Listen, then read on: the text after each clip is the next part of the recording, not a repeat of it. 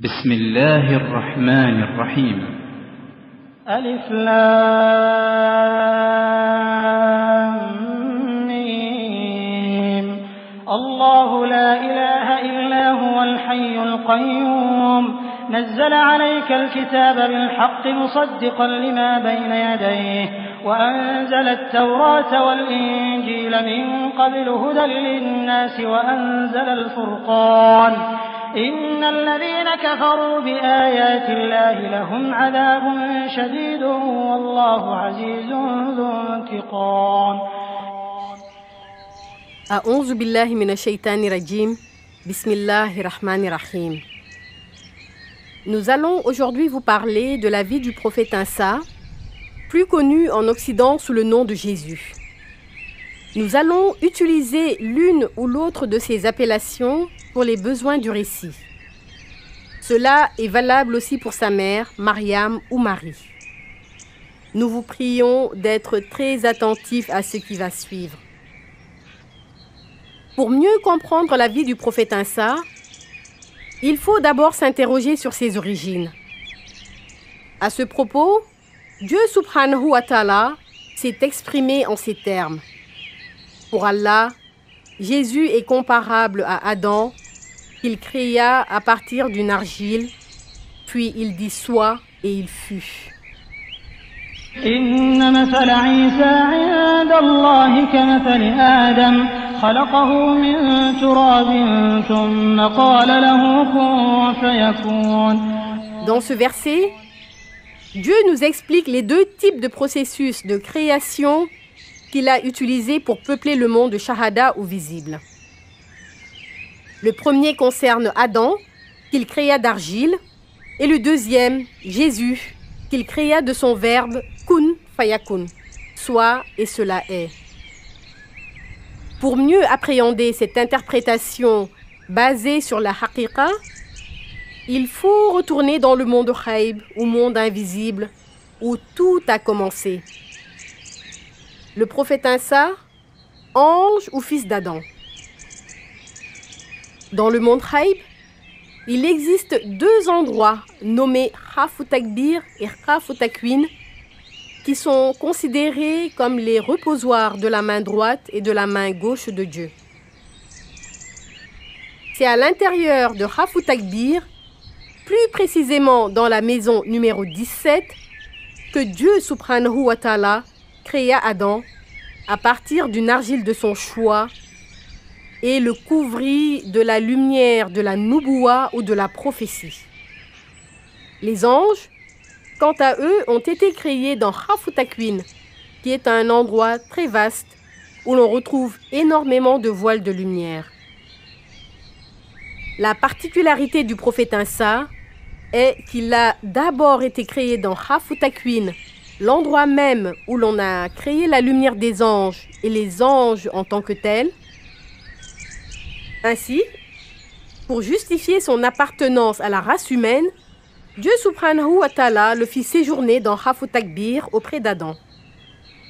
Ce qui explique que pour sa venue dans le monde visible, il lui était impossible d'être conçu et de naître comme un enfant normal. Et par conséquent, il ne pouvait pas avoir de père biologique. Le processus de création par lequel est passé le prophète Insa alayhi wa sallam faisait qu'il rassemblait en lui trois lumières. La lumière de Khafu Takbir, la lumière de la prophétie, Nubuwa, et la lumière de Khafu Takwin. Cette dernière lumière, qui est celle des anges, lui procurait certains plaisirs comme le besoin ininterrompu de faire le zikr et certains avantages comme le fait de pouvoir parler dès la naissance. Le passage du prophète Insa par la chambre numéro 17 de Khafu Takbir était inévitable car c'est ce qui allait lui permettre de ressembler à un être humain et de pouvoir accomplir sa mission sur terre. Qui devra porter un tel enfant? Qui sera la mère de cet enfant d'origine angélique et humaine? Le choix de Dieu subhanahu wa ta'ala se porta sur Sayyidatuna Mariam ou Marie. cette femme vertueuse de la famille d'Imran, qui se distinguait par sa dévotion exemplaire. Le Coran la décrit comme suit. Marie, la fille d'Imran, qui avait préservé sa virginité. Nous lui insufflâmes alors de notre esprit. Elle avait déclaré véridiques les paroles de son Seigneur ainsi que ses livres. Elle fut parmi les dévoués.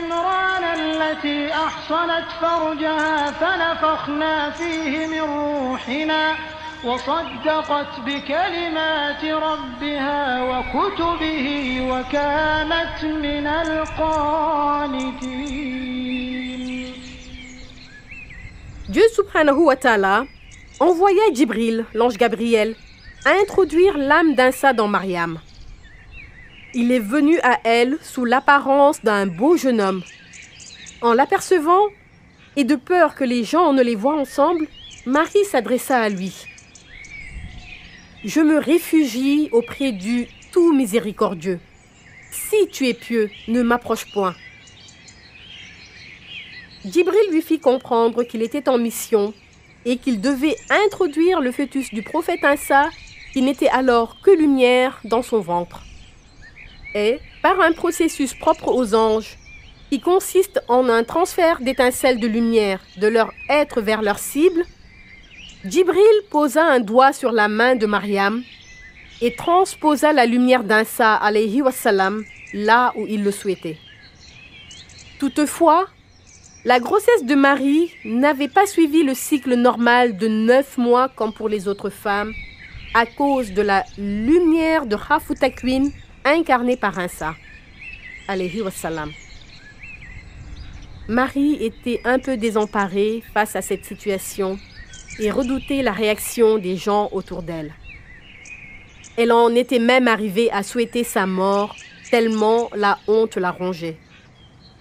Pour la réconforter, Djibril lui dit de penser à l'âme bénie que Dieu lui a confiée. Il lui rappela que cette âme aura une mission sur terre et que cela devait être plus important que la honte qu'elle éprouvait. Il lui dit aussi, ne t'afflige pas. Ton Seigneur a placé à tes pieds une source. Secoue vers toi le tronc du palmier. Il fera tomber sur toi des dattes fraîches et mûres. فناداها من تحتها ألا تحزني قد جعل ربك تحتك سريا وهزي إليك بجذع النخلة تساقط عليك رطبا جنيا. Ce miracle de l'arbre mort, qui produisait des fruits frais et mûrs et de l'eau de source qui coulait à ses pieds, était une démonstration pour lui prouver que ce qui lui arrivait était aussi un miracle de la part de son Seigneur. Dès sa naissance, le prophète Insa alayhi wa sallam parla à son peuple pour laver l'honneur de sa mère. Ce fut un grand miracle et il continua pendant les 33 années qu'il est resté sur terre à faire des prodiges et à réaliser l'impossible. Cependant, il est à préciser que la lumière angélique provenant de Hafut Takwin était dominante chez lui malgré son apparence humaine. Les anges qui sont au ciel le considéraient comme un des leurs et ils étaient en perpétuelle interconnexion. Un événement très important intervint dans la vie du prophète Insa et affecta le cours de sa mission. Un questionnement existentiel commençait à jaillir dans son esprit. Le prophète Insa alayhi wa sallam avait un physique très agréable et son visage était rayonnant et extraordinaire. Il vivait parmi les humains et leur ressemblait physiquement. Aussi, étant d'origine angélique, il lui était impossible de prendre une épouse sur terre et de vivre une relation de couple comme tous les êtres humains. De ce fait, il ne pouvait pas avoir de progéniture vu sa nature angélique qui prédominait dans son être. Il commença alors à méditer sur ses origines. Il passa la plupart de son temps à se poser la question de savoir pourquoi il n'avait pas, comme les autres humains, la capacité de s'unir à une femme et de fonder une famille. Et aussi, comment faire pour rejoindre ce monde dont il est issu et dont les appels incessants à son oreille. En effet, il entendait tout ce qui se passait dans ce monde spécial. Il délivra malgré tout le message qu'il était chargé de délivrer dans le cadre de sa mission prophétique, mais n'y metta pas la hargne et la détermination qu'il aurait fallu. Si bien que Dieu subhanahu wa ta'ala comprit qu'il souffrait de cette situation délicate. Il décida alors de l'en délivrer et de le faire revenir au ciel. Il est important de rappeler ici que tout ce que nous vivons dans le monde shahada ou visible relève de la volonté divine. Mais pour qu'un événement souhaité par Dieu subhanahu wa ta'ala se produise, il crée lui-même les causes matérielles et visibles pour que tout se passe selon sa volonté. À partir du moment où Dieu décida d'alléger les souffrances du prophète Isa alayhi wa sallam, toute une organisation se mit en place afin de mettre en suspens la mission du prophète Isa le temps de résoudre son problème existentiel. Un complot a alors été ourdi contre lui par ses ennemis avec l'aide de ses proches dont le seul but était de l'assassiner. Ainsi, alors qu'il était isolé avec ses disciples à réfléchir sur la poursuite de sa mission et du détail des actions à mener, il a été informé que les anges, constitués de la même lumière que lui et avec qui il passait la plupart de son temps, viendraient le chercher pour le ramener au ciel dans son milieu d'origine, puisqu'il lui était impossible d'évoluer sur terre comme les êtres humains en se mariant et en fondant une famille. La délégation d'anges arriva, dirigée par Jibril alayhi wa sallam. Ils étaient 4. L'un des anges se plaça sur le côté droit du prophète Isa, l'autre se mit sur sa gauche. Ils le soulevèrent par les bras. Les 2 autres anges se mirent devant lui, de telle sorte que le prophète Isa puisse poser chacune de ses mains sur l'épaule de ses anges. Ils commencèrent alors leur ascension vers le ciel. Arrivés au 2e ciel, ils le déposèrent et y trouvèrent une organisation sans pareille de la part des autres anges venus l'accueillir et avec qui il a partagé la vie dans Khafutakwin.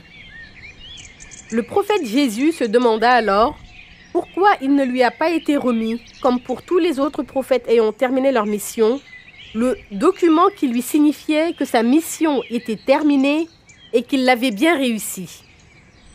En effet, même pour les prophètes ayant été assassinés, les anges leur remettaient quelques heures avant leur mort ce fameux document avec toutes les indications de leur mort prochaine et sur lequel est apposé le cachet de lumière provenant de Dieu et qui prouve que leur mission a bien été menée. Jésus ne pouvait donc pas rester au 2e ciel car il avait besoin de réponses à ces questions. Il se rendit alors au 6e ciel pour rencontrer un des hijabs ou représentations du prophète Mohammed, paix et salut sur lui, qui n'était pas encore descendu sur terre, pour lui demander des explications.